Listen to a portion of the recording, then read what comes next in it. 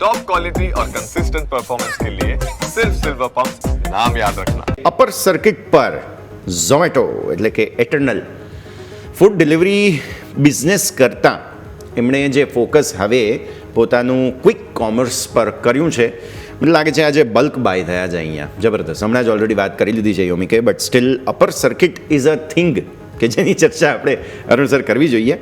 Upper circuit જેવું ગઈકાલે જ આમ તો લાગતું હતું, પણ એટલો ભરોસો નહોતો થતો. આજે તો ગઈકાલના 8% કેટલું Yes, હતું? 7%. 8%, 7%ની તેજી, અને આજે બીજા 10%. પહેલી 5 Right. મિનિટમાં ઓલમોસ્ટ 18%.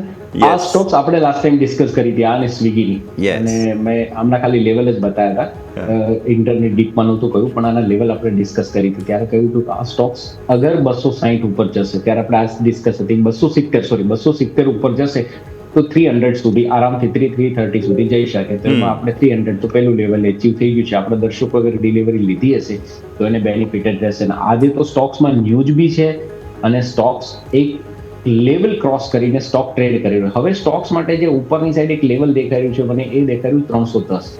અગર સ્ટોક્સ 310 ઉપર જશે તો આ સ્ટોક્સ 345 થી 370 સુધી જઈ શકે છે. કારણ કે કાફી હદ તક લોકો પાસે હતો, કાફી લોકો એવું માનતા હતા કે આ 50 રૂપિયાથી 300 રૂપિયા થયો છે, પાછો નીચે આવ્યો છે, તો હવે આ સ્ટોક્સમાં મુવમેન્ટ નહીં આવે. અને મુવમેન્ટ આવી સાથે ન્યૂઝ બી આવ્યા અને સ્ટોક્સમાં એક મુવમેન્ટ બી આવી. તો સ્ટોક્સ Yes. 310 ઉપર જાય તો ઓર લોંગ કરી શકાય. તો સર્કિટમાં છે, નો ડાઉટ. તમને કાલે કદાચ લેવાનો નીચે કદાચ આજે કંઈક દિવસમાં મોકો મળે તો લઈ શકાય. અને જે બેસ્ટ એનો સ્ટોપ લોસ હોઈ શકે એ જે કાલનું ક્લોઝિંગ હતું, એ અહીંથી 10% નીચે એક તમારો ટોપ લોસ હોઈ શકે. અપર સાઈડ 345 370 સુધીના લેવલ આ સ્ટોક્સમાં જોવા મળી શકે છે.